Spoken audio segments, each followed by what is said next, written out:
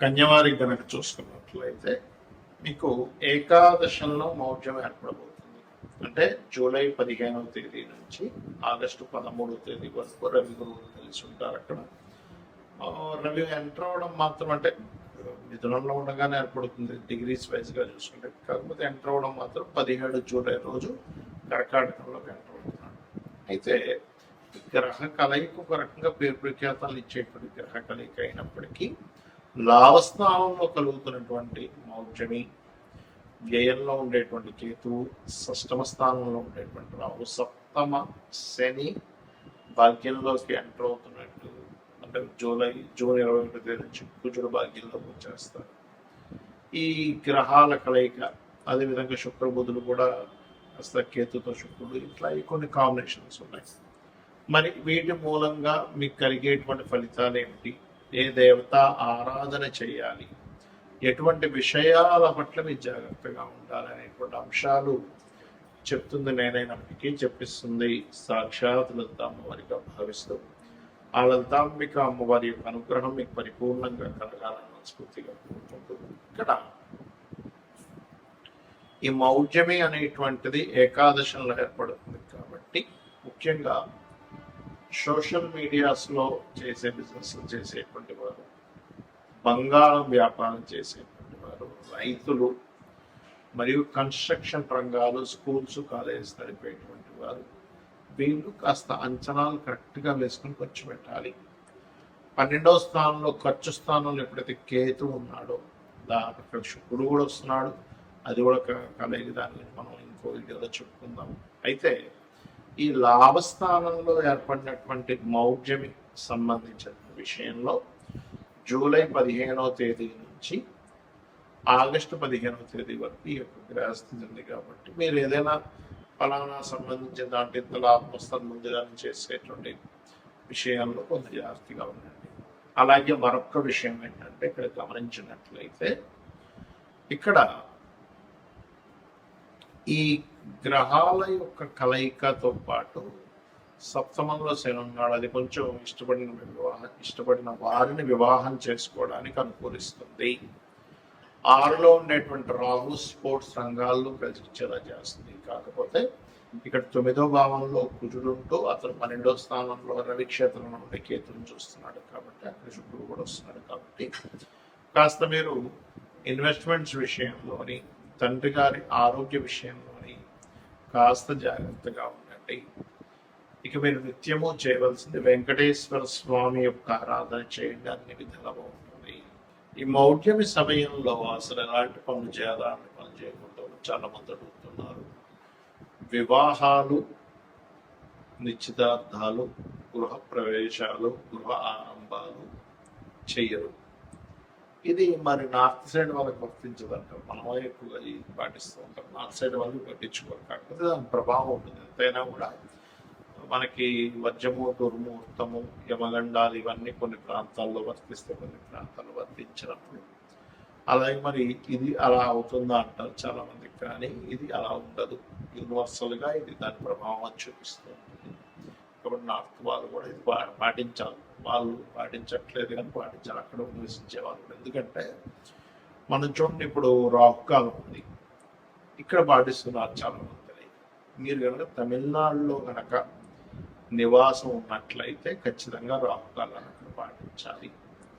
ఇక్కడ ఉన్నప్పుడు వజ్రము, దుర్ముహూర్తము, అదేవిధంగా యమగండం పాటించాలి. కానీ ఈ మౌఢ్యమి సంబంధించినవి ప్రపంచం మొత్తం పాటించాలి. అయితే చాలామంది ఈ మౌఢ్యంకి కొన్ని తెలియని కొన్ని ఎలా అంటే రెగ్యులర్గా చేసేవి కూడా ఆపుతూ ఉంటారు. అంటే అలాగా ఉద్యోగం వచ్చింది, ఉద్యోగంలో జాయిన్ అవ్వాలి, మౌఢ్యములతో సంబంధం లేదు, అది మీ యొక్క జీవితానికి సంబంధించినటువంటి మీ నిత్య జీవితంలో మీకు డబ్బులు రావాలంటే కాబట్టి మౌఢ్యముతో సంబంధం లేదు. అలాగే రెంటిల్లు మారుతున్నారు, పెద్దగా సంబంధం ఉండదు మౌఢ్యంతో. కాకపోతే మౌఢ్యంలో అవాయిడ్ చేస్తే మంచిది. అంతేగాని పెద్ద దానివల్ల ఏదో వస్తుందని మాత్రం అనుకోకండి. అదేవిధంగా ఇంకొంతమంది కొన్ని మరమ్మతులు చేయించుకుంటూ ఉంటారు ఇంట్లో. ఏమైనా వాస్తు దోషం ఉంది, మౌఢ్యం చేయించుకోవచ్చు, ఏమి సంబంధం లేదు. నువ్వు సెట్ చేసుకునే దానికి చేసుకోవచ్చు. ఎలా అయితే ఔషధ సేవన విషయంలో ఫలానా నక్షత్రాలు మంచిదని చెప్తాడు, కానీ నీకు అత్యవసరం ఉన్నప్పుడు ఒక వ్యక్తికి అత్తు పొడి చేశాడు, బ్లడ్ వచ్చేస్తుంది, అమ్మ ఇప్పుడు మౌఢ్యం ఉందండి, ఈరోజు ముహూర్తం ఉంది, మద్యం ఉంది, లేకపోతే ఏమైనా ఉంది, ఇప్పుడు హాస్పిటల్కి వెళ్ళకూడదంటే అలా